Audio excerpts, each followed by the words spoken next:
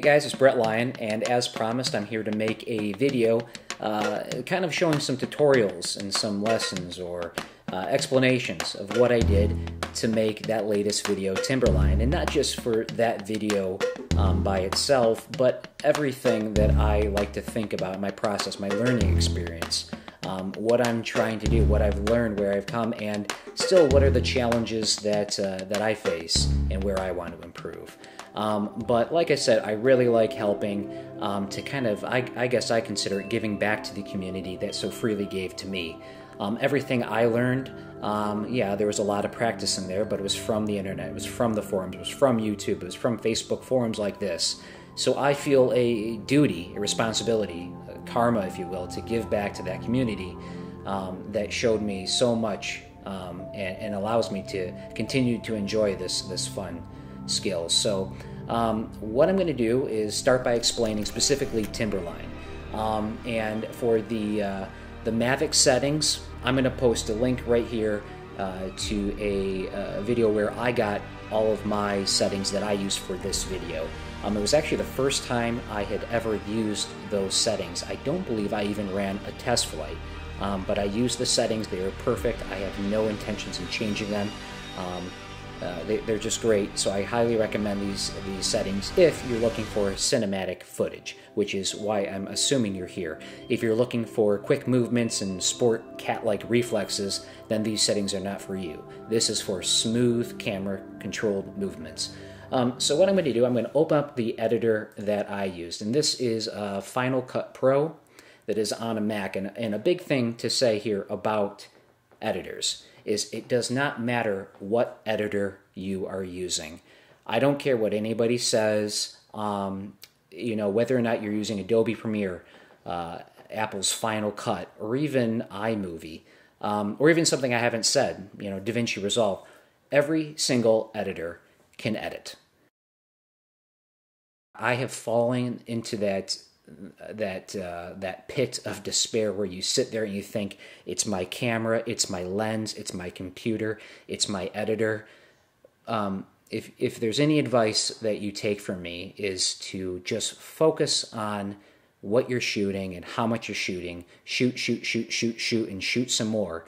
And don't spend any energy choosing, I'm going to edit with all the cool guys are editing, or I'm going to color with all the cool guys are coloring in.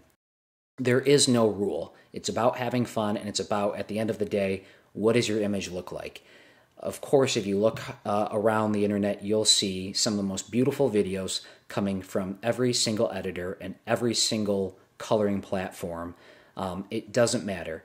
And just like this, you know, this is a Mavic, even the tool itself. The Mavic can make some beautiful images, and there will be people out there that say it's junk and you can only do something that looks good on a $9,000 fully kitted out Inspire 2 Pro. Your images are only good if you actually shoot with it.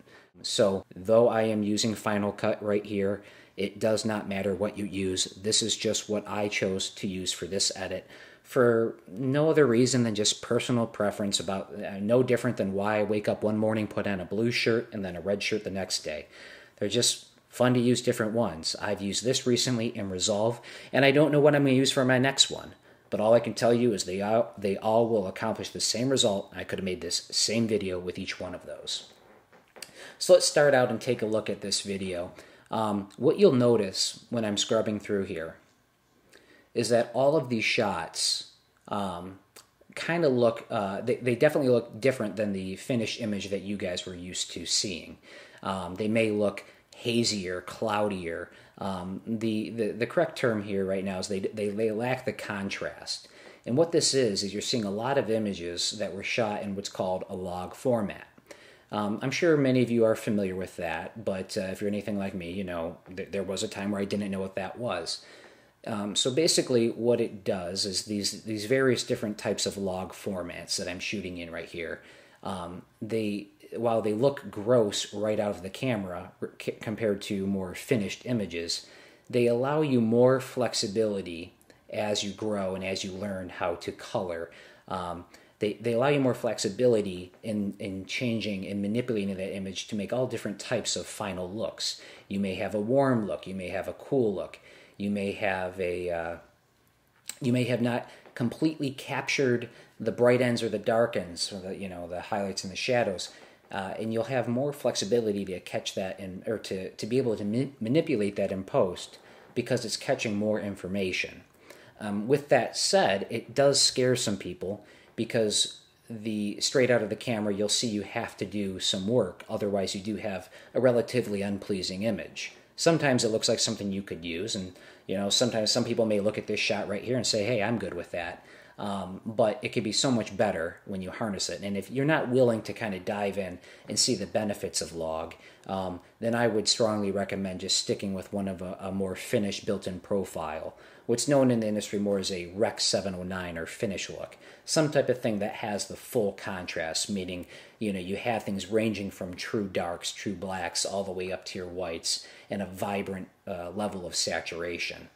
I instead shoot in this like many do, so then I can choose how dark I want the darks, how bright I want the brights, where I want those mid-levels to be if I didn't quite get it right in exposure, and then of course change my saturation and all of the colors.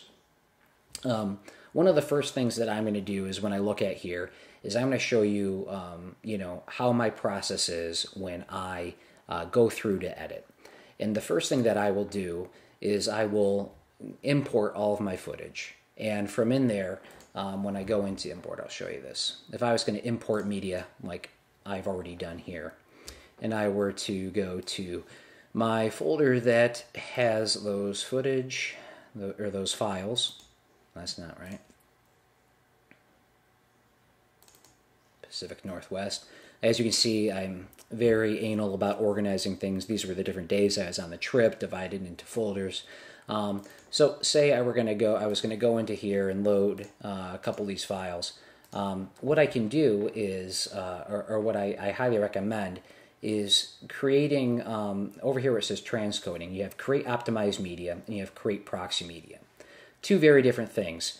Basically what they do is your editing program will have some type of variance, some different way of doing this, but they usually use that word optimize or transcode, or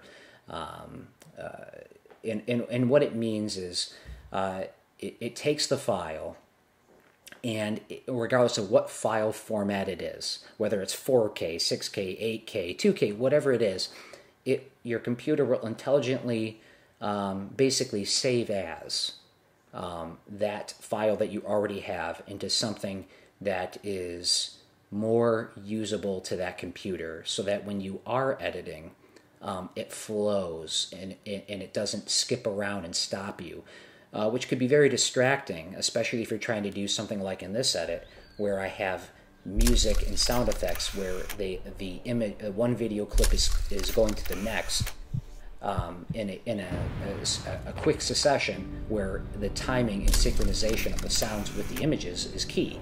And if my image was lagging while I'm editing because of my computer, that would make it quite difficult, if not impossible. And it doesn't matter how fast your computer is, because we're always coming out with cameras that are having higher and higher resolutions and larger bit rates, where it is imperative to create this optimized media. Now, there's also create proxy media, and what that is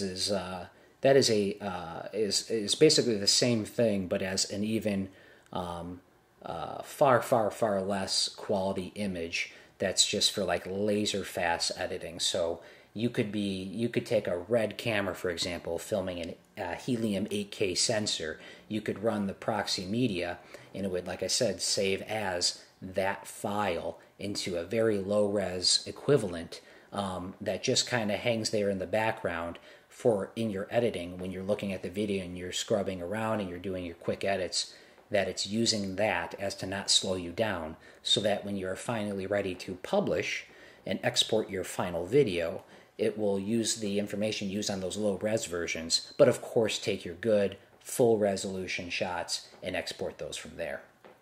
So what I will always do is at the very least say create a proxy media, but I do both. And when you import those, be advised, it will take some time depending on your computer. For me, sometimes it's not uncommon for me to get back from a trip, load these files on, say optimize, say create proxy, and it may take an entire night. that's okay. And it will create a lot of file storage. You know, you'll go into your library and see a lot of room has been taken up by that proxy and optimized rendered footage. And that's okay, because you can delete it when you're done with your project. And if you ever want to go edit again, you can retranscode everything. But I'm going to show you what I do with my process as I go through here, and I look at my clips. See, I'll kind of come in here and put all my clips in, and what you'll see is the areas that are in green. If you can see that little green right there, that means things that are already, oh no, sorry. Green in this program represents things that I have highlighted as favorites. So for example, when I go to this shot and I'm scrubbing through and I say, well, I kind of like this where it starts to build, it pans in, or sorry, tilts and goes to Mount Hood there. I like that. So, you know, I highlighted it and I hit F for favorite. And then, you know, all this stuff where the camera's moving around, I don't really want that, so I leave that. You'll also see, you should see some orange in here in certain areas, which means, right there, so it was a favorite, but it also shows orange that this was a part of a clip I used. And again, you're looking at that clip, it probably looks familiar, but it's not yet color graded, so it looks kind of plain. So basically, like I said, my process is, I'll go through this entire reel or catalog or library, whatever you want to call it, and I'll look for my favorite shots. And as you'll see, if you go through these, at least for me, and I'm sure the same with a lot of people, I mean, I know you guys gave me a lot of very nice compliments about my video, saying that, you know, like I said, a lot of nice compliments, but if you look at some of my shots, you'll notice you know, there's some pretty, 99% of this is garbage, and I just find the good moments. I mean, I think here I'm walking with a steady cam. You see me bumping around and getting it back, and obviously I wouldn't use that. So as an editor, especially when you're editing your own stuff, you can kind of cheat and just pick the things that make you look better than you are, and that's certainly what I do. One quick notice, as you'll see, these ground shots, basically everything non-aerial, you see the word Canon there, that was filmed with my Canon C300 Mark II. That is an expensive camera. That is absolutely not necessary for this shoot. Don't be discouraged. These type of shots could have been captured with anything. Obviously, I would have been honestly, I would have been happy even just having the Mavic walking around on my. This is an HD 4000 glide cam, the Devon Supertramp edition. Just it's a steady cam that's you know, manual. There's no battery or automation. But with that said, I know I saw some shots saying, you know, I like the way you made it look handheld and stuff. That wasn't the Mavic. That was my Canon. So, like I said, I go through, and to make this you know, more manageable, I go through and I make favorites, going the whole way through all my clips. What are favorites? And, you know, I'm not too conservative with it. You know, if something looks usable, even if I don't know where I'm going to use it, I just favorite it and move on. And you'll see there's some other shots that didn't make it. You know, there's a lot of favorites in here that didn't make it. But, you know, obviously I don't use this shot where I'm just kind of standing up, looking at my remote, walking around. I mean, that doesn't look cool. You know, you got to fake it and make it look like it's super sweet. Let's see. And another thing too, a little fun fact here, on all these shots here that you guys probably see like in the opening and the ending where it looks really foggy, that actually isn't fog, that is smoke from the wildfires that I believe are still burning very strongly in the Pacific Northwest. This is, I believe this was called Devil's Peak. Or at least where the fire started. This smoke is not at Devil's Peak. It's somewhere around there in the Columbia River Gorge. Yeah, a lot of people said beautiful fog, but it's actually something much more terrible that's going on there. But hey, from a cinematography standpoint, it looked like fog. It looked like haze. I liked it. I took advantage of it, and here we are. So let's see. And then, so I go through and I make all those favorites. And then what I can do, at least in Final Cut, and this is not unique to this program, I go in and I hit favorites. And within those favorites, you know, it just shows me now, it sorts everything down just to the nitty-gritty of things that I thought were good shots. not necessarily good shots, or things that I could see myself using in just the portions that are good. And I'm going to get away from Canon, just kind of stick with Mavic things, because I know this is why we're here. We're in a Mavic thing. So like we have this big shot here, and at some moments I'm readjusting the Mavic, and I didn't think it was that good, so we have a smooth shot. You can see my brother-in-law sitting out there. We had this one. I had a bunch of shots. I tend to, when I have a plan, I'll shoot the thing. I'll do several rotations of the same thing, because you never know when your buddy's picking his nose or something happens that, if you're there and you traveled across the country to see it, and it's, the battery is already charged, memory is free, just shoot, shoot, shoot, and throw out what you don't need. And see, like even there, you see my brother-in-law looking at the camera, caught him. So that wouldn't be that good, right? So, let's see. And so then basically what I also want to say that happens that's really important, after I get all these favorites, and I start to play around with them, and I start to put them down into order, like I thought this looks like a kind of a good opening shot. And that looks like a shot that kind of relates to it. And that looks like, just kind of these wide environment, background type of shots where it's kind of setting the scene, what is going to happen right here. And then kind of hints of bigger things to come. And then back to the woods, and another hint, but kind of mixed with woods. And, and then the adventure starts in the gorge. But when I lay these down, what becomes really important to me is for me to set down the music track. The music track is, to me, one of the most, if not the most, important part of editing a video. Everything goes around that. I'm huge on music. I'm huge on going to the beat. Everything that I'm going to lay out is going to go to the mood and the emotion of that music. It's not uncommon for me to cut into the music and take parts out. I may want to skip ahead to a more powerful part of the chorus, or I may want to skip a chorus. I may want to skip parts of lyrics that have nothing to do with what's going on, or sometimes there's some random, inappropriate line that I just don't think adds any value, and my audience wouldn't really respond well to that, so I take that out. On this one specifically, this Bait Lamb, I believe you pronounce it, that was from Music Bed and licensed, from the short film Anomaly, which you should check out on Vimeo. Great short video. This was a song that I long had in my sights, but never found a project where it fit. And I've learned to not force a song into something. Just because you hear the new, Lil Jon song or whatever, I guess I'm getting old, I don't know. Well, you hear some new song out there, and you're like, I gotta make a video with this. This is going to be epic. I've made that mistake of forcing the song, and it does not work. It just feels very amateur, and it feels like a homemade video. Having the discipline to set aside a song that you have your heart set on because something else looks better is huge for me. And the same goes with clips. You may come back with the most epically shot clip where you just think, oh man, I nailed this drone shot, and I nailed this exposure, and I like how the sun is right there and it flares the lens and it just looks so cool. But if it has nothing to do with your project, your audience will notice, and you will notice, and you'll always look back at it and regret it. So I think, sometimes it's having the discipline of setting aside something you really like because it just doesn't fit.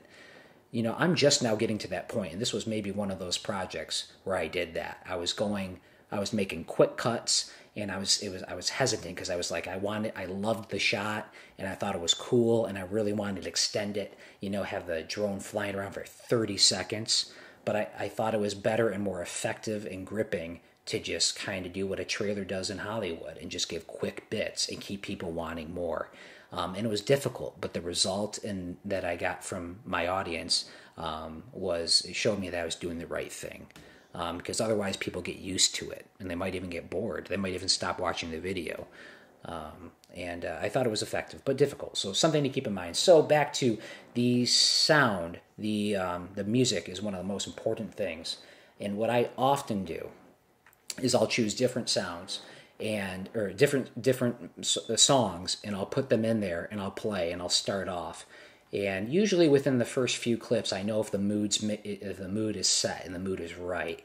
But I'll may lay down 2 or 3 tracks, and I'll just be kind of toggling them on and off and seeing if if it's going and which one I like more.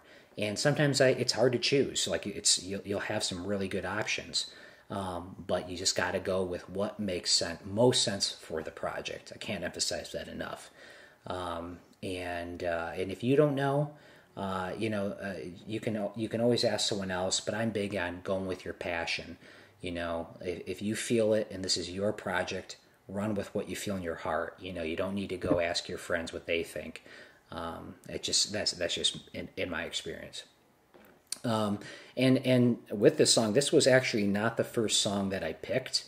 I actually ended up, what was the song I was really looking at? Oh, there was another song that I was the whole trip I was playing in my mind. This is the song I'm going to use, and it was a similar pace, but when I played it, it just didn't fit. And it felt forced, and I'm sure if I put it in there, some people would have still loved the video, but I just think it gave it that extra push. This was more of what I was looking for in terms of the mystery and the allure.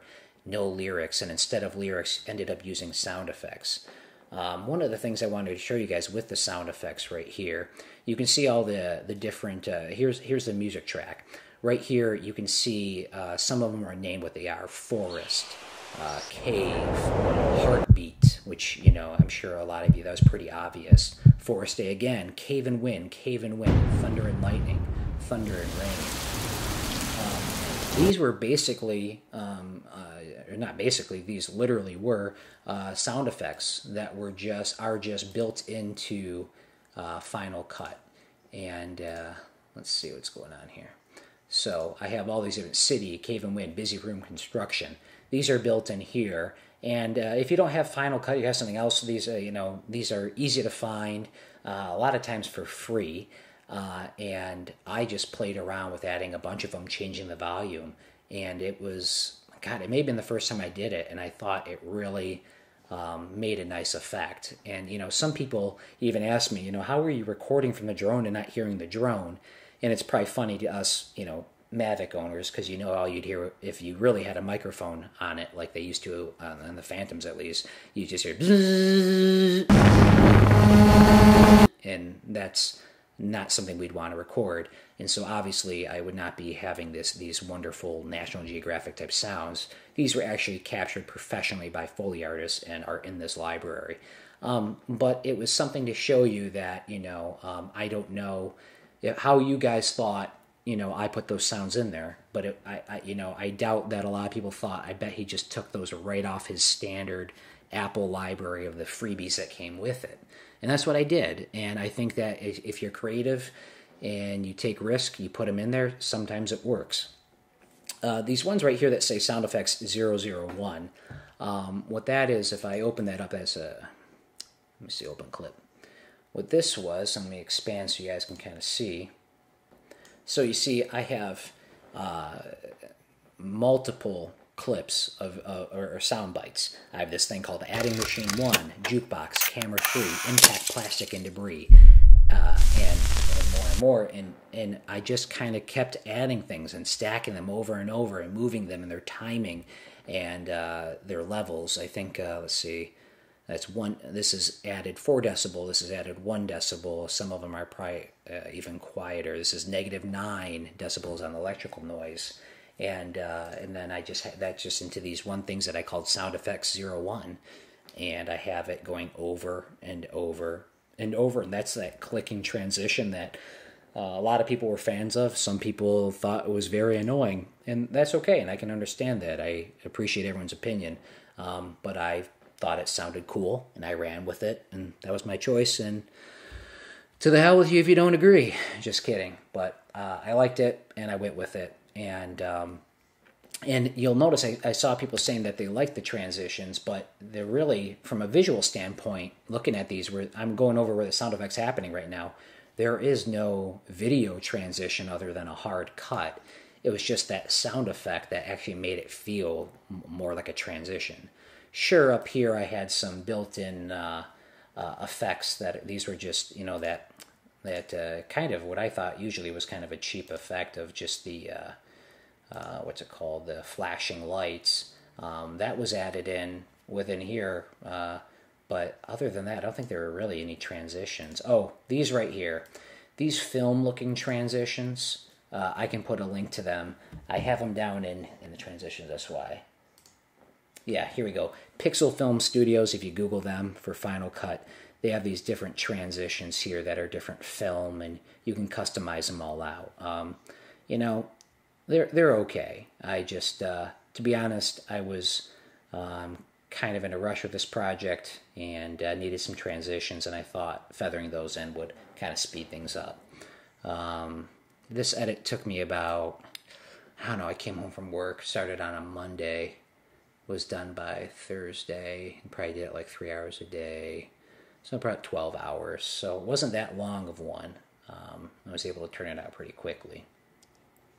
Let me stop right there just for an introduction of just kind of the thought process in the layout. And I know this has not been, you know, the most jaw-dropping type of experience. I just wanted to just get something out there real quickly. And before we dive in deeper, where I actually show through, in the next video what I'm going to do is I'm actually going to drag in some of these clips and show you exactly how I edited them and exactly how I zoomed and scaled and made them move and cut, and then we'll also dive into taking this over to a coloring program if that's what you want to do, and show you how I colored these exactly and how I did noise reduction. What I'll also do is show you how to do a similar look natively within this editor. Like if you don't want to use DaVinci Resolve like I did for coloring, if you're not ready to jump into there, even though I recommend you keep pushing yourself, keep learning new things, don't be scared, I will show you how to do some color adjustments and what plugins I use within Final Cut to make the same look, or at least as close to that look as I can achieve.